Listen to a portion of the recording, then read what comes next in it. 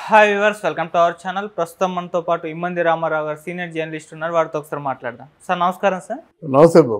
Sir anchor Shyamala గారు మనం చూసాం ఎలక్షన్ ప్రచారంలో వైసీపీ పార్టీకి సపోర్ట్గా నిలవడం, మన వంగ గీత గారి ప్రచారం క్యాంపెయిన్ చేయడం ఇవన్నీ చూసాం. ఈ నేపథ్యంలో పవన్ కళ్యాణ్ గారి పైన కూడా విమర్శలు చేయడం చూసాం.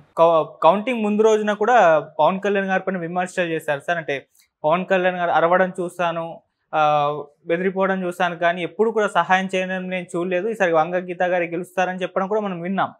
అయితే ఇప్పుడు సీన్ రివర్స్ అయిపోయింది. మరి ఎన్నికల రిజల్ట్స్ మనం చూసాం. వైసీపీ ఘోర పరాభవం చూసింది. పవన్ కళ్యాణ్ గారు అల్టిమేట్ విజయం సాధించేశారు.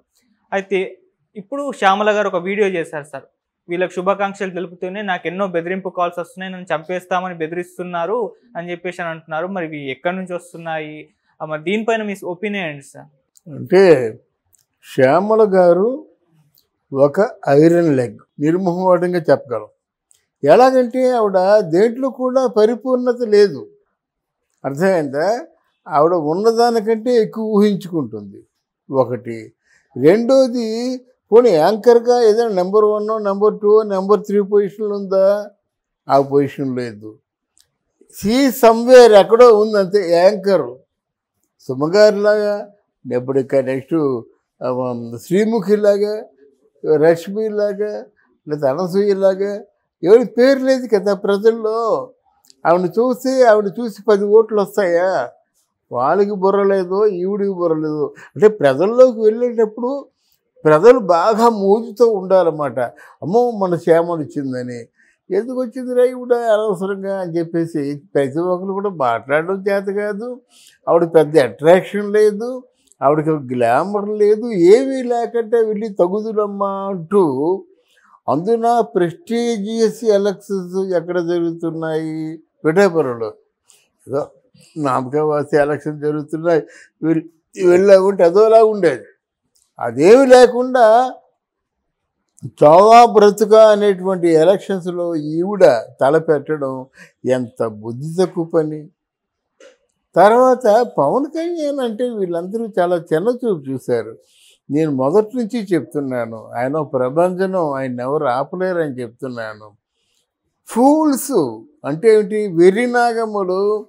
వార్డు మెంబర్గానైనా సరే గెలవలేని వాడికి ఈ రాజకీయాలు ఎందుకు అన్నారు.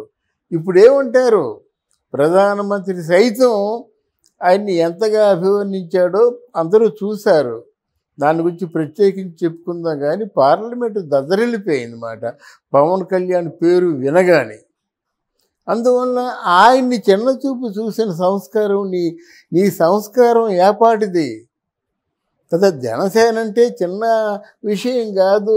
నిర్మోహమాటంగా నిస్వార్థంగా పనిచేసే సేన వాళ్ళు. అలాగే వీర మహిళలు కానీ, జనసేన నాయకులు అంటే ఎవరైనా సరే కార్యకర్తలు కానీ ప్రాణాలు ఇస్తారు. ప్రాణాలు ఇచ్చేవాళ్ళు ఎప్పుడైనా సరే ప్రాణం తీద్దామని చూస్తారు. వాళ్ళు బెదిరింపు కాల్సి వచ్చాయి, క్షమాపణ చెప్పుకో పవన్ కళ్యాణ్కి. ఆ జనసేనకు కూడా క్షమాపణలు చెప్పుకో. మరి ఇంకొక అంబర్ ఫిట్టింగ్ ఎందుకు దండగా? నువ్వు చేసిందే తప్పు. అక్కడ 4 రోజులు నీ తిండి ఖర్చులు దండగా. వాళ్ళు పిలిపించుకోవడం ఫూలిష్ పని. నువ్వైతే తిరిగేగా లింగు మట్టును మొత్తం ప్రపంచం అంతా పిఠాపురంలో తిరిగింది. ఇది మామూలు జబర్దస్త్ వాళ్ళు కానీ, శ్రీదేవి డ్రామా కంపెనీ కానీ, ఇండివిజువల్గా ఫేవర్ ఉన్న వాళ్ళు కానీ, విదేశాల నుంచి వచ్చి కూడా వీధుల్లో తిరుగుతూ క్యాన్వాసింగ్ చేసినటువంటి వాళ్ళ సమూహంతో పోలిస్తే నువ్వేపాటి? నిన్నెవడు గౌరవిస్తారు? అందుకని ఇప్పుడు ఇట్లాంటి మామూలుగా దీన్నేమో సన్నాయి నొక్కులు నొక్కకుండా స్ట్రెయిట్గా నేను ప్రచారంలోకి రావడం, రాజకీయాలు మాట్లాడడం నా వల్ల పొరపాటు అయిపోయింది, నన్ను జన సైనికులు క్షమించాలి. అలాగే పవన్ కళ్యాణ్ గారిని కూడా మీ తాలూకు శక్తిని అంచనా వేయలేక ఫూల్గా మాట్లాడాను, నన్ను మీరు మనస్ఫూర్తిగా క్షమించండి అని చెప్పి వేడుకుంటే తర్వాత ఏమో. ఇప్పుడు పవన్ కళ్యాణ్ మన జగన్మోహన్ రెడ్డి ఏం చెప్పాడు?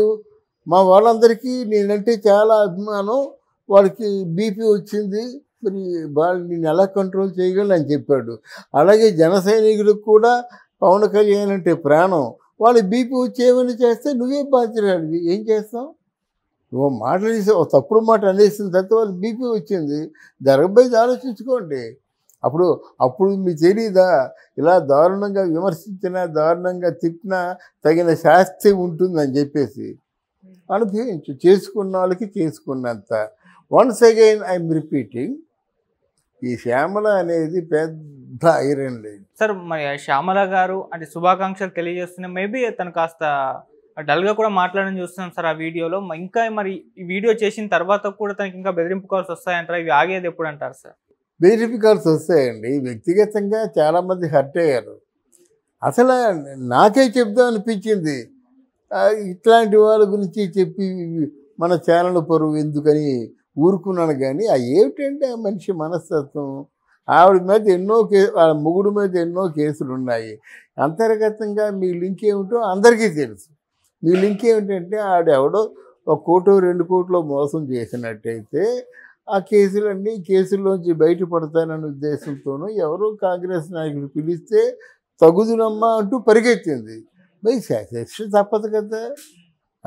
ఇప్పుడు 2 కోట్లు ప్రజల సొమ్ము దోపిడీ చేశారంటే వాళ్ళు శిక్ష లేకుండా ఉండమంటారా? 2 కోట్లు సంపాదించాలంటే నువ్వు ఎంకరేజ్ చేసి ఎన్నాళ్ళు సంపాదిస్తావు? నీకు ఇచ్చే 2-3 వేలకి నువ్వు ఎన్ని రోజుల్లో సంపాదించగలుగుతావు? అది ఆలోచించుకోవాలి. ఆలోచించుకొని అంటే పరిస్థితుల్ని మనం బేరీజ్ వేయలేమండి. ఎప్పటికి ఎలా ఉంటుందో తెలియదు. మరి తెలియకే కదా మరి వైఎస్ఆర్సీపీ వాళ్ళేమో తలలు పగలగొట్టినా, గొంతు కోసేసినా, చేతులు విరగొట్టినా, చేతులు నరికేసినా, నామినేషన్ వేస్తుంటే చేతులు నరికేశారు, మనుషుల్ని కాల్చేస్తున్నా. అప్పుడు మీకు తెలియదు ఈ బాధ. నువ్వు మాట ఏదో అన్నారని బాధపడుతున్నావు. వాళ్ళకి ప్రాణాలే పోయినాయి, మండిపోయారు, కాలిపోయారు, పిచ్చిపాడు అనిపించుకున్నారు. మరి ఒక్కసారి వాళ్ళ వైపు కూడా ఆలోచించి నువ్వు కంప్లైంట్. అందువలన అసలు ముఖ్య భూమిక మన పవన్ కళ్యాణ్ వహిస్తాడు. ఆయన పవన్ కళ్యాణ్ ముఖ్య భూమిక వహిస్తాడు కాబట్టే మోదీ వస్తున్నాడు.